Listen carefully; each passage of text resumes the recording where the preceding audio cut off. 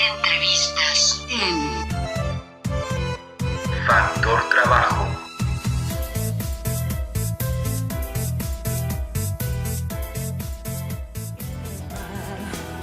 Que son lo mejor que se puso en este lugar. Mujeres, lo que nos piden podemos. Si no podemos no existe. Si no existe lo inventamos. Hola, muy buenas tardes. Me encuentro aquí con Elena Meinet, profesora de Historia. Vamos a tratar un tema sobre el trabajo de mujeres y su trayectoria durante la historia, ¿no? Muy buenas tardes, Elena. Buenas tardes, ¿qué tal?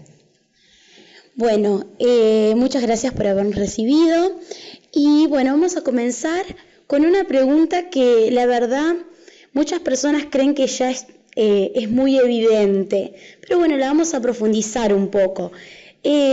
Si usted cree que existe igualdad entre el hombre y la mujer. Y en el trabajo, más que todo, vamos a hacer hincapié en lo laboral, ¿no? Bien. Bueno, si nosotros recorremos un poco la historia, vamos a ver que si nos situamos desde el comienzo de la Revolución Industrial, siempre la mujer hubo diferencias en el trato hacia la mujer. Las primeras mujeres que trabajaron en la Revolución Industrial eran las obreras, y se las elegía y a veces se las tomaba incluso antes que a los hombres porque se consideraba que eran más obedientes, entre comillas, y se les podía pagar menos. Muchas veces a un hombre se les daba trabajo si llevaba a los hijos o bien a alguna hija mujer o también su esposa. Mientras tanto, en ese tiempo, ¿no es cierto?, a las mujeres obreras les tocó una vida muy dura, ¿no?, con condiciones muy miserables en el trabajo y salarios bajos. Mientras tanto, nosotros, hablando así de la historia, nos ubicamos en el 1800, en el 1700, 1800, en el siglo XVIII y XIX. En ese tiempo, la mujer burguesa, o sea, de una clase media o un poco más de un nivel más alto, en cambio estaban preferentemente en el hogar. Y así como la obrera salía afuera al mundo para poder conseguir el pan de cada día y luchar junto al hombre, la mujer burguesa estaba más bien en su casa y era, entre comillas, protegida por el hombre, ¿no? El mundo externo era para los hombres, en especial en la sociedad burguesa. El hombre era el que salía, que se reunía con los otros hombres, que iba a los bares, que tenía su profesión, y la mujer estaba en lo doméstico cuidando de su familia. Eso es algo que se trasladó mucho también a Argentina, a nuestro modo de vivir. Durante mucho tiempo las mujeres fueron consideradas en cuanto a derechos, por ejemplo, como inferiores de edad, como que tenían que ser tuteladas, ser cuidadas igual que a los niños, ¿no? Ahora, si volvemos a lo que vos me preguntabas acerca del trabajo, podemos decir que ya en fines del siglo XIX, en 1880, más o menos, cuando se da una gran revolución tecnológica, que no es la actual, sino la anterior, donde aparece la radio, el teléfono, el cine. Allí las mujeres empiezan, estas mujeres de clase media, que a lo mejor solamente podían ser maestras, enfermeras o trabajar en el comercio, empiezan a abrirse a nuevos trabajos. Pueden estar en una central telefónica o en una casa de té, pero eso es algo más que todo de influencia norteamericana. Claro, eran trabajos no tan mecánicos, no tan operativos, son trabajos que en la actualidad realizan las mujeres, ¿no? Sí, y que requerían un cierto nivel, ¿no es cierto?, de conocimientos. Claro, por eso mismo habrán accedido las mujeres burguesas a esos puestos. Claro. Bien, a pesar de que la mujer también participó, por ejemplo, en la Revolución Francesa, hubo muchas mujeres, sin embargo no consiguieron en aquel momento, por ejemplo, el derecho al voto, y también se las consideró como inferiores. Yo diría que un cambio muy importante que coincide con el primer feminismo, las primeras luchas femeninas, tiene que ver con la Primera Guerra Mundial. Claro, en donde, bueno, yo estuve leyendo un poco acerca de que, bueno, eso fue un cambio bastante grande para la mujer, donde fallecía el marido y ellas con hijos tenían que salir a trabajar para traer el dinero a la casa, ¿no? Para poder mantener a sus hijos. O en todo caso también había familias donde los hijos eran grandes, si bien no le daba la edad para ir a la guerra, pero sí para trabajar salían ellos para mantener a sus hermanos y a su mamá. Claro, en una época de guerra toda la economía es de guerra, entonces muchas fábricas se convierten en fábricas de armamento, desde pólvora hasta aviones. Las mujeres empezaron a ocupar puestos que antes no conocían, a manejar ciertas herramientas que antes nunca habían utilizado, a conducir un transporte. Todo eso ellas lo empezaron a vivir, si bien no podemos pensar que la guerra pudo ser algo positivo para ellas frente a tantas pérdidas. Ese aspecto, por ejemplo, en las historias de las mujeres, se lo considera como que ellas pudieron ver con libertad, ¿no es cierto? Una cierta libertad y poder moverse en ambientes donde nunca se habían movido. Claro, le dio una cierta independencia, más allá de que haya sido forzosa, que seguramente habrán tenido sus temores.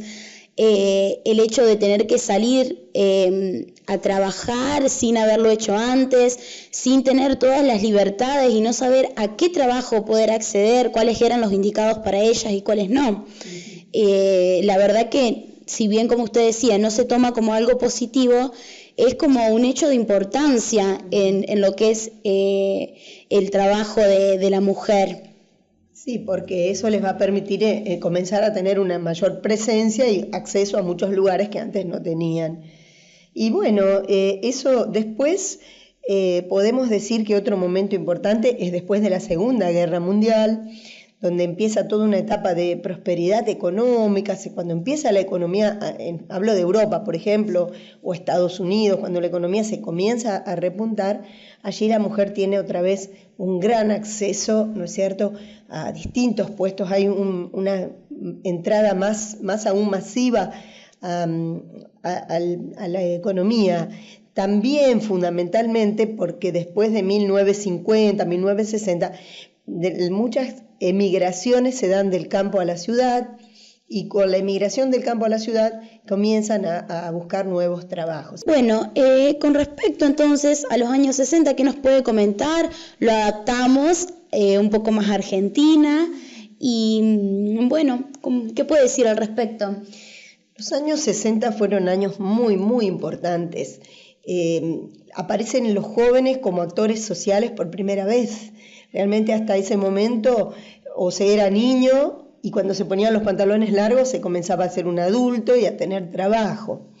En los años 60 los jóvenes empezaron a tener tiempo para seguir estudiando, y allí también las mujeres empezaron a tener acceso a los estudios superiores, a la universidad, a nuevas profesiones.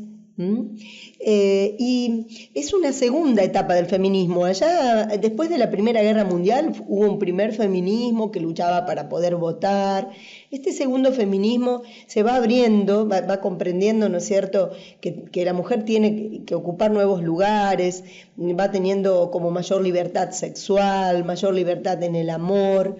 Se dejan de tener los matrimonios solo que los padres habían opinado, la mujer empieza a elegir más por sí misma. Y esto es un camino que continúa hasta hoy. Los años 60 son muy significativos por la revolución sexual, por la revolución en la identidad de las mujeres, porque se profesionalizan más, porque empiezan a ocupar más lugares. Claro, y ahí, con respecto a esto de las profesiones y de los estudios, también se alarga el hecho de que no se casaban tan jóvenes y trasladaban a mayor edad el hecho de la maternidad, ¿no? De tener hijos más con mayor edad, para que les dé un tiempo de terminar sus estudios, de terminar su carrera. Y aparte tuvieron acceso a diferentes profesiones duras, claro, ingenierías, a la física, como es el caso de Marie Curie, que la verdad que fue la primer mujer en acceder a una carrera tan dura, en donde solo estudiaban los hombres, ¿no? Sí. Bueno, pero eso es muy anterior, ¿no es cierto? Sí. Bueno, ¿usted considera que el problema actual de desigualdad con las mujeres, con respecto a las mujeres, sin irnos tan al extremo de hablar de discriminación, vamos a hablar de desigualdad, podría ser un problema de índole social, cultural, el que vivenciamos acá en nuestro país en la actualidad? Más que yo, a lo mejor un sociólogo o socióloga podrían responderte, pero me remito un poco a una nota de una mexicana, Marta Lamas, antropóloga, que hacía un análisis en México y lo podríamos traspolar a Argentina, donde ella plantea o habla del mandato de la femineidad. Nosotros, por ejemplo, en Argentina podemos decir que lo legal, por ejemplo, en la política está dado. La ley del cupo determina que de cada 3 cargos uno lo debe ocupar una mujer. También en la Corte Suprema de Justicia tenemos 2 mujeres, tuvimos 2 mujeres, tenemos una presidenta mujer, es decir, lo legal lo habilita. Entonces, ¿qué pasa? Que en otros cargos gerenciales, en sindicales, en cámaras empresariales, en sindicatos, hay pocas mujeres que llegan a los cargos más altos. Esta antropóloga lo fundamenta en el mandato de la femineidad y ella plantea que adentro nuestro está muy firme esa convicción de que nosotras podemos postergarnos y quedar en un segundo plano para que se realice primero el esposo y los hijos, ¿no? El mandato de la feminidad sería eso, relegarnos a un segundo plano para que se realicen primero ellos. Esto puede ocurrir en muchos casos con una idea de inferioridad en la mujer, ¿no es cierto? Pero el tema de la feminidad asociado a la maternidad es algo muy complejo y no creo que esto responda a todo, ¿no es cierto? Esto no es una respuesta completa. Sí, su respuesta es clara y la verdad que en la comparación que hizo, esta relación que hizo con respecto a la femineidad y la maternidad, me da pie a que yo le haga una pregunta. Si usted considera que el trabajo de ama de casa es valorado lo suficiente. Creo que no es valorado suficiente y que en realidad hay muchas cosas que que están cambiando sin duda. Nunca fue visto que la mujer que esté en la casa, nunca se lo consideró verdaderamente un trabajo y no es así, es un trabajo importantísimo. Si nosotros consideramos que la familia es un núcleo básico, fundamental en la sociedad, trabajar en ella, adentro de ella, hacer los cuidados que requiere una familia, me parece que son fundamentales y que es un trabajo fundamental. También creo que el hombre hoy los chicos jóvenes hoy comprenden más que los de nuestra generación la importancia que tiene colaborar con la mujer en la casa. En otros tiempos probablemente la mujer estaba en la casa y el hombre en el afuera. Hoy creo que hay algo sano, positivo en muchos, que se lo puede ver hacia el futuro, que es un acercamiento de esas tareas domésticas para el hombre y la mujer, porque si la mujer está en el exterior también, cumpliéndolo con sus deseos, con su profesión, realizándose también en otros ámbitos sociales, también el hombre puede realizar también tareas en el hogar que no solo sean por deber, sino también hasta con placer, porque creo que hay una transformación social que se puede ver en los jóvenes y que es muy lindo cuando también el hombre se permite cambios, no solo la mujer, porque si nos remitimos solo a las mujeres, queda afuera toda una experiencia que pueden tener los hombres, experiencias de amor, de cuidar a los hijos, de ir a una reunión de padres, y eso ya está en la sociedad y eso va a ir creciendo, creo yo. Sí, la verdad que el cambio se vio mucho. Si bien usted comentó el hecho de que al tener la mujer que salir a trabajar a la par del hombre para generar otra entrada de dinero en la casa, se amplió esto de que tanto su marido como sus hijos tengan una cierta cultura en el hecho de ayudar en el hogar.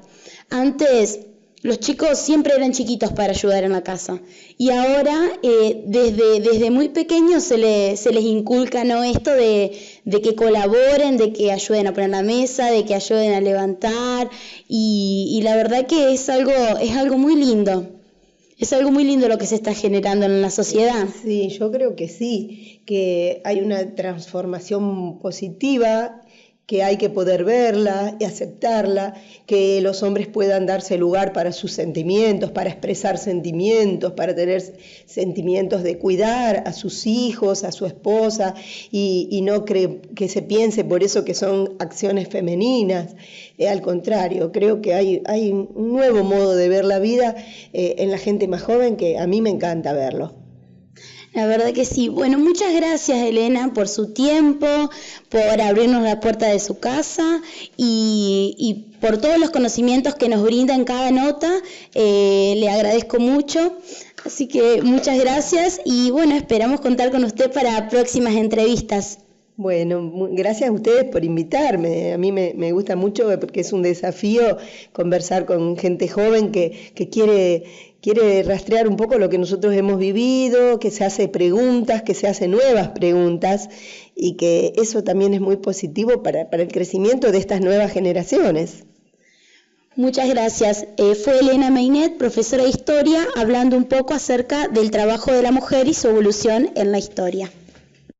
No sé quién las inventó, no sé quién nos hizo ese favor.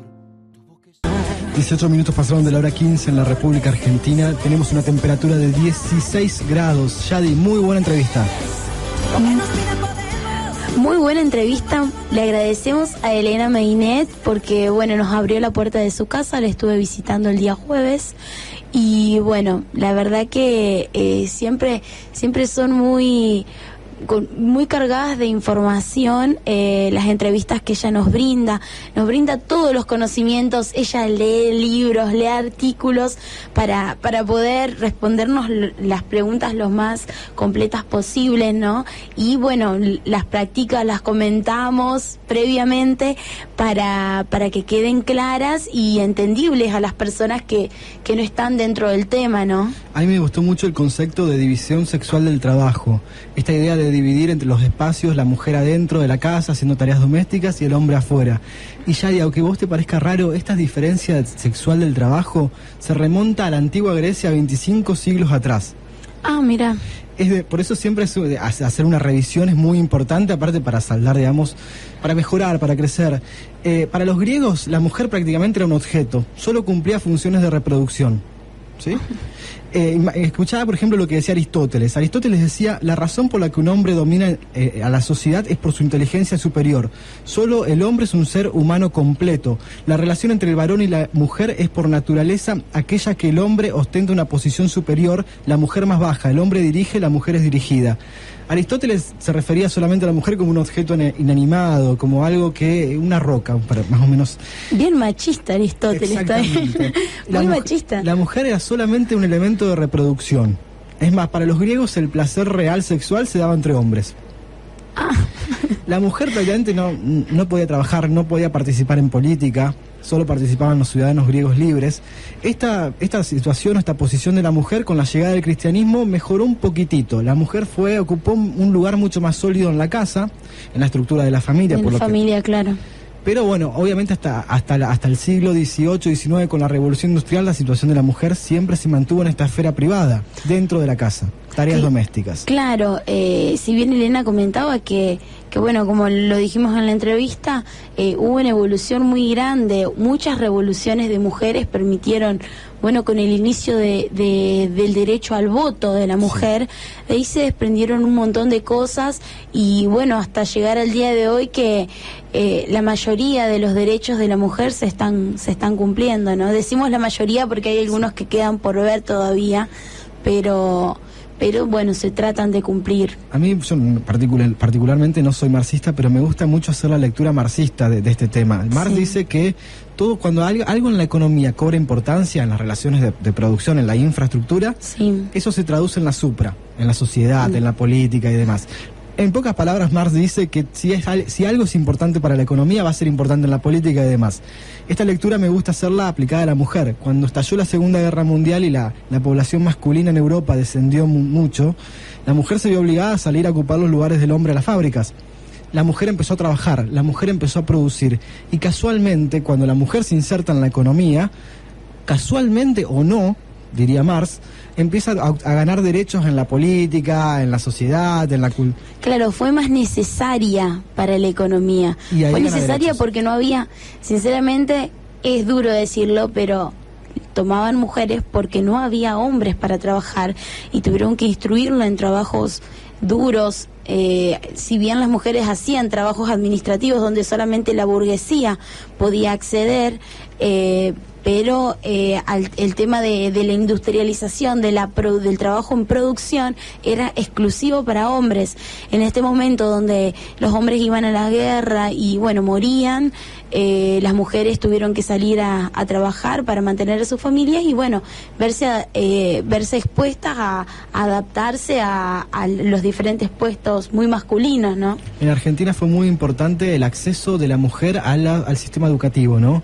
Ya sea a las escuelas, las viejas escuelas docentes, las viejas escuelas normales, donde salían docentes, salían maestras. Claro. Y cuando empezaron a insertarse en la universidad.